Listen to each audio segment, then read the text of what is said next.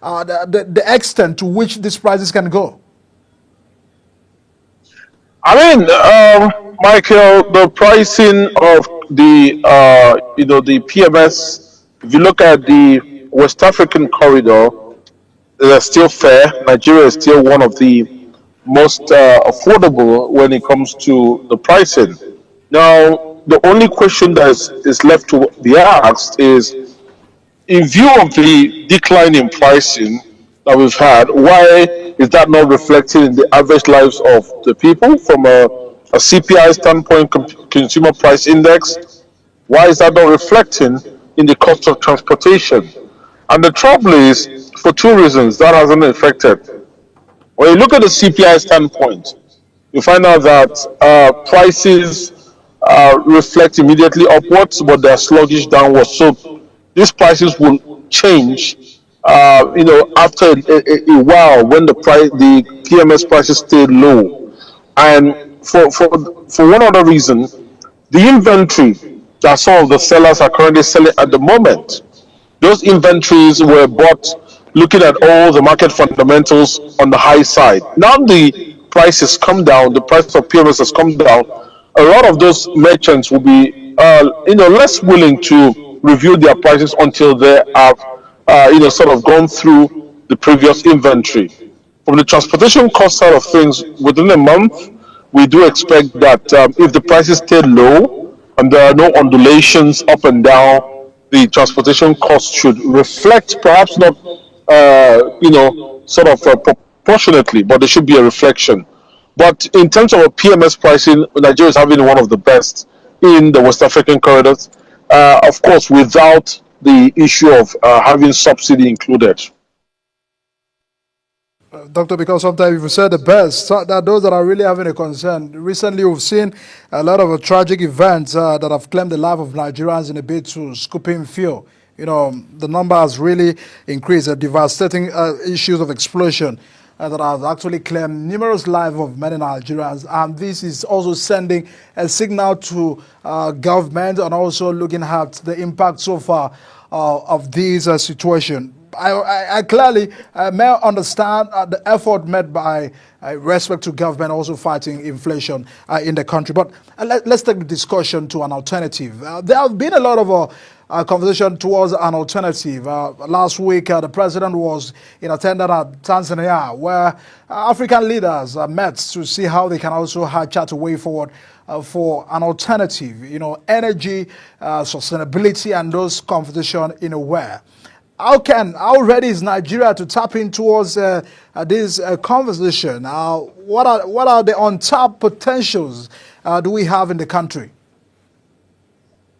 The number of untapped potentials, for example, Michael, I'll just give you some context. If you look at, the renewable energy sector, the first thing to be able to harness that untapped sector is to look at it from a complementary basis. The moment you take off your eyes from a competing, analogy, and look at it from a kind of a complementary basis, you find out that the renewable energy sector is going to very much complement the central grid, which is where the fossil fuel or fossil energy is used currently, and that helps us in two ways. It allows us to achieve decentralized grid systems where we don't really have to, put very expensive grid networks or hook them up to central grid.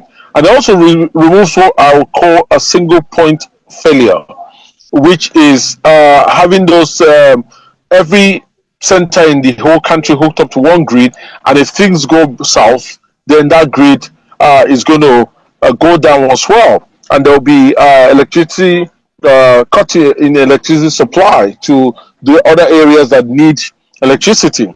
So the renewable energy sector allows us to be able to harness our energy, serve a purpose, the decentralized grid. More so, as we go into renewable energy sector, two things we're gonna see. We'll start having the conversation around production of biofuels, for example, or we're going to start having domestication of technology, where whether it be the issue of solar panels, and then the third conversation is going to be about the aspect of the battery technology. And then for you to be able to get a handle on that battery technology, you will need to develop your solid minerals sector. So definitely there's a lot of opportunities for Nigeria, whether it be directly or indirectly in that sector. The only issue is, what does it take to harness some of these? Let's even start with CNG. The CNG, situation, we've seen that if you look at the pinnacles of energy, affordability, accessibility, availability, Nigeria is doing very well from an affordability standpoint because the gas prices are, relatively more affordable than the PMS if you put it in comparative context. But if you look at the availability and accessibility, that is not there. So what do we need to do? Infrastructure development is very key.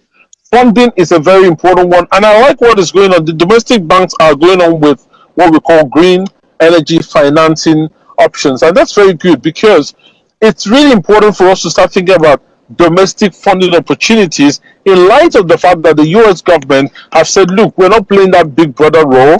If there's no line in sight for the benefits that we'll get from any country, we're not funding all of those help, and more so they're not even interested right now in green energy projects. So Nigeria has to run all of that, but it's cool to see that banks are doing that, meaning you can go to your bank, talk about green energy financing for some of the banks,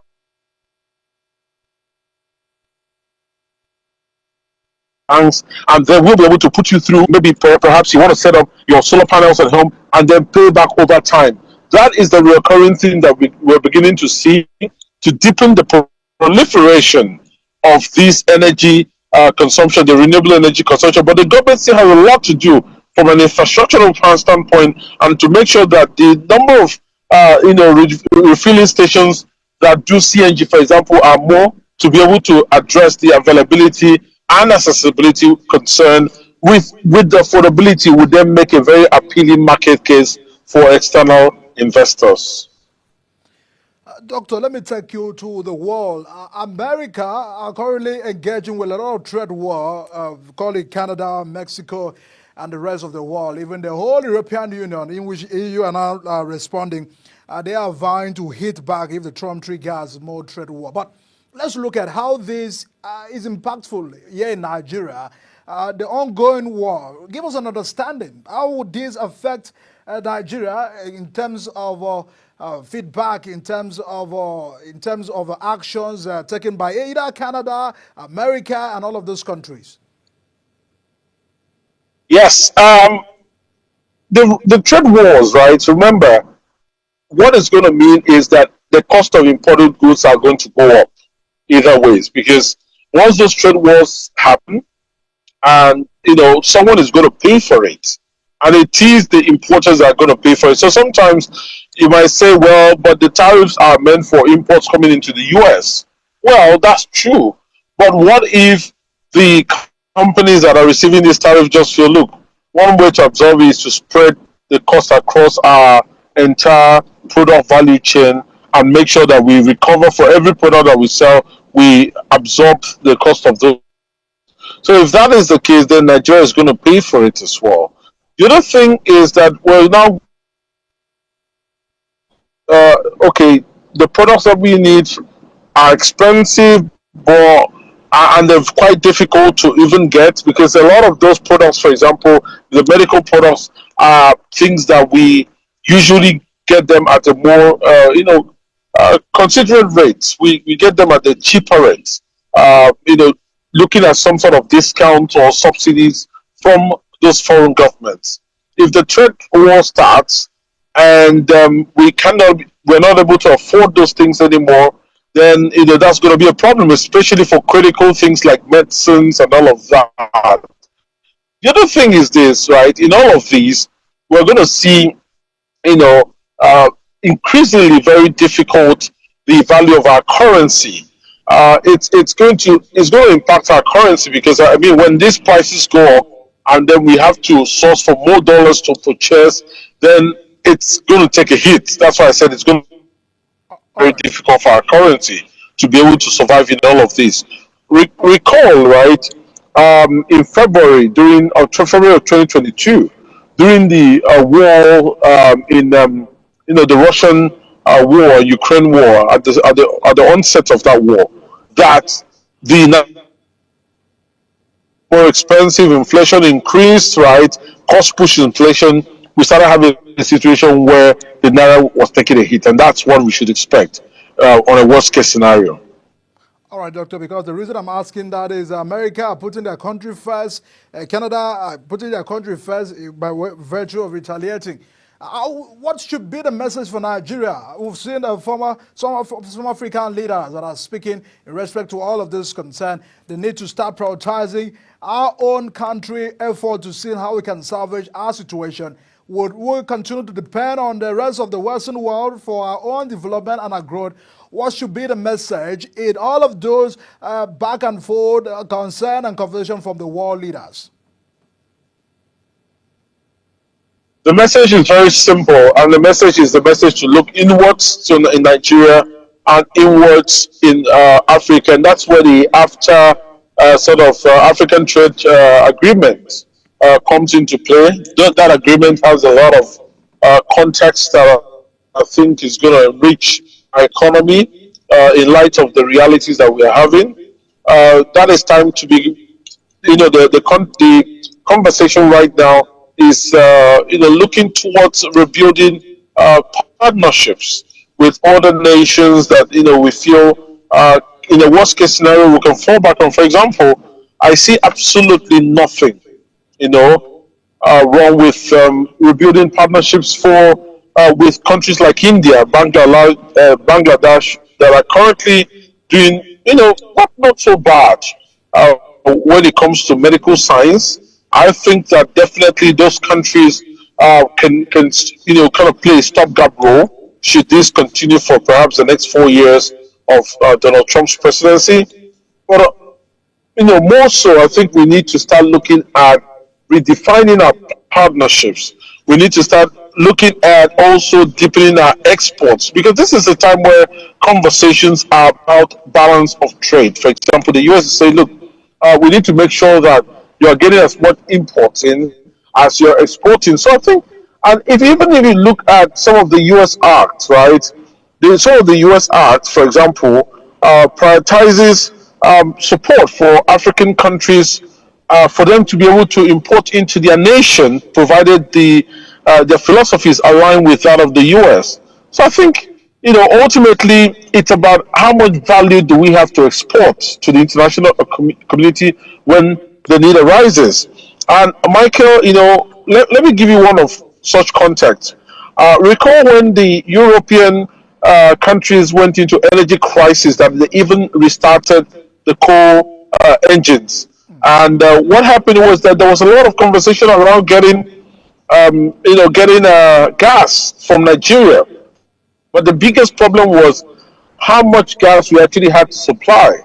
So why is this important that Nigeria needs to be prepared, look at a unique value proposition of what we can actually export to those countries, but also look inwards to improve our economy? Dr. Wisdom, and thanks so much for joining us briefly tonight on Big Talk and X-Ray those developments. It's still a developing conversation, and we'll always have you back here on the show. Thanks so much for joining us. Thank you very much. Do enjoy the rest of your evening.